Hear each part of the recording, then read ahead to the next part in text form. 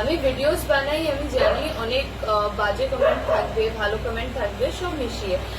ভালো কমেন্ট যারা করে, অর্কজিৎ করে, তারপর যেন কে কে, আমি দাঁড়াও, প্রচুর করে, কিন্তু নাম যারা যারা যারা যারা করে, আরেকটা মহিলা আছে না, ওনার নামটা ভুলে যাচ্ছি। ওই যে শ্রীলা আছে, শ্রীলা আন্টি আছে, শ্রীলা আন্টি করে, সঙ্গীতা আছে।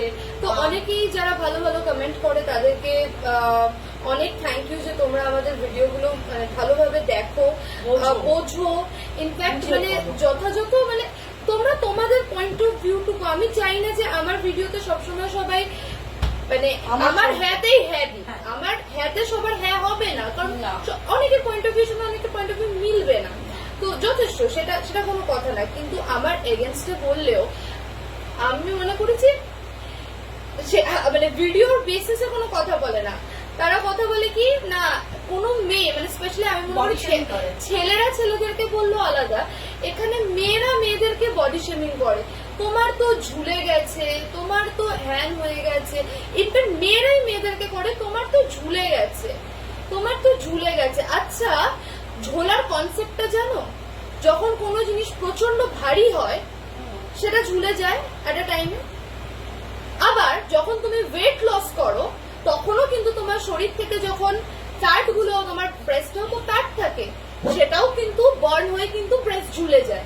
আসলে এই কনসেপ্টটা তোমরা জানো না, তাই জন্য তোমরা বলছো না ঝুলে গেলে ওর কি প্রবলেম। হ্যাঁ, তো আমার ভিডিও নিয়ে কোনো কথা নেই, আমি ঝুলে গেছে যেন ওটা যেন একদম মানে কাপের মধ্যে আটকে রয়েছে। আরে বাস, যাই হোক, আমার ঝুলে গেছে তাতে আমার কোনো অসুবিধা নেই। আচ্ছা, সেকেন্ড কমেন্ট হলো বিড়ি খোর মেয়ে। আমি ফার্স্ট অফ অল বিড়ি খাই না, আমি খেলে ভালো সিগারেট খাই। আমি যখনই সিগারেট খাই, আমি সবসময় স্মোকিং করি না, কিন্তু আমি ধরো খুব আমার ইচ্ছে করলো তো আমি 17-18 টাকা দামের জিনিস খাবো। আমি কিন্তু লোকাল 5-6-7 টাকার জিনিস খাই না, এখন তো দাম বেড়ে গেছে, আমি খেলে কিং সাইজ খাবো না। আর বিড়ি করলে মানে আর বিড়ি, আর যদি আমি বিড়ি খাইও আমি তোমাদের পয়সায় তো খাই না, নিজের পয়সায় নিজের পয়সায় সিগারেট খাই। বিড়ি খোর, হ্যান্ড খোর। আচ্ছা, এই হলো আর টপিক তো মানে পরে তো না, মানে ভিডিও তো দেখে না, মানে ওগুলো তো মাথার উপর দিয়ে বেরিয়ে যাবে সেখান থেকে, তো মানে ওরা ওইগুলোর মধ্যে খোর। আচ্ছা, তারপরে হলো ধরো তারপরে ওই কমেন্টে কি মালবিকা কর বলে লিখছেন এক মহিলা, তারা মালবিকা কর বলছে রেসপেক্ট পেতে গেলে হ্যাঁ তার যোগ্য হতে হয়, আর এরকম জামা কাপড় ছেঁড়া ফাটা জামা কাপড় পরা মেয়েরা রেসপেক্ট পাওয়ার যোগ্য না। আমি তো এতদিন জানতাম যে তুমি যাকে সম্মান দেবে সে তোমার সম্মান ব্যাক করবে। আমি তো এতদিন আমার কনসেপ্টেই ছিল না যে তুমি ভালো জামা কাপড় পরলে তুমি সম্মান পাবে, নয়তো তুমি পাবে না, মানে তুমি পুরো ঢেকে বেরোলেই তুমি সম্মানযোগ্য, নয়তো তো তোমার সম্মান কেউ করবে না। আমার এরকম সোসাইটিতে থাকার প্রয়োজনই নেই যেখানে আমার পোশাক দেখে আমার সম্মান পেতে হবে। মানে আমি ভেতরে কুচুটে বুদ্ধি রাখি, আমি ভেতর লোককে খিস্তি মারি, ঠিক আছে, আমি ভেতরে আমার চারিত্রিক দোষ আছে, অথচ আমি পোশাক পরেছি ওরকম ওই বিষয়। আমি চুড়িদার পরে চাকরি করি, এদিকে বস আসলে বসের রুমে ঢুকে যাই, লোকে তো আমার চুড়িদার পরে চাকরি করতেই দেখছে না, তা লোকে মনে করছে আমি ভদ্র মেয়ে। কিন্তু যেই মেয়েটা মানে নি লেন্থ স্কার্ট পরে দাঁড়িয়ে আছে সে তো ভদ্র না, সে অভদ্র, কিন্তু সে কিন্তু বসের রুমে ঢুকছে না, সে অভদ্র না। ব্যাপারটা হলো যে মালবিকা কর, আমি জানি না আমি এতদিন জানতাম রেসপেক্ট পেতে গেলে তোমাকে রেসপেক্টটাকে দিতে হবে, তুমি কাউকে অসম্মান করলে সেও তোমায় অসম্মানই করবে।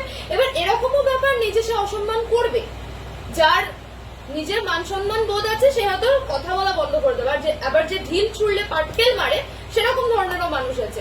কিন্তু আমি বুঝতে পারছি না যে আমার জামা কাপড় পরার সাথে আমার সম্মান অসম্মানের কি ব্যাপার, আমার তো গায়ে লাগছে না। দাঁড়া, আক্কা দুনিয়ায় আক্কা সেলিব্রিটিস গুলো তাহলে তো সম্মান পাচ্ছে না, সম্মান পাবে না না, এদেরকে এত নিয়ে গিয়ে মানে ফিতে কাটানো, আমি সেলিব্রিটি নয়, আমি সেলিব্রিটি তো মানুষ, তারা তো মানুষ, আমরা কমনার্স, ওরা গভর্নমেন্ট থেকে লিগ্যাল রাইট নিয়েছে যে ওরা সব রকম করবে, তো ওদেরকে বিউটিফুল লাগবে, ওরা সেক্সি, বম, বিউটিফুল, গ্রেসফুল। আর আমরা যেহেতু কমনার্স, সেহেতু আমরা অভদ্র, আমরা নোংরা, আমরা এই, আমরা হ্যান, আমরা ত্যান, এটাই হলো বিষয়। মানে তোমার পিছনে যদি ওই জানোয়ার যে মালবিকা কর, আমি তাকে বলছি, তার মনে হয় আইদার, আমি জানি তার বয়স কত, আইদার সে তোকে দেখেছে আচ্ছা, ইয়ে করছে, মানে সে ক্যারি করতে পারবে না ব্যাপারটা, আমার মনে হয় তাই। আমাদের ইউটিউব তো অনেকেই দেখো না, তো ইউটিউবে একজন কমেন্ট করছে ঋষিকেশ তোকে গ্রহণ করবে না। ফর ইউর কাইন্ড ইনফরমেশন, আমি অলরেডি ঋষিকেশ হয়ে এসেছি, কই আমাকে তো তাড়িয়ে দেয়নি, আমাকে গ্রহণ করেছে, তো খুব ভালোভাবে গ্রহণ করেছে।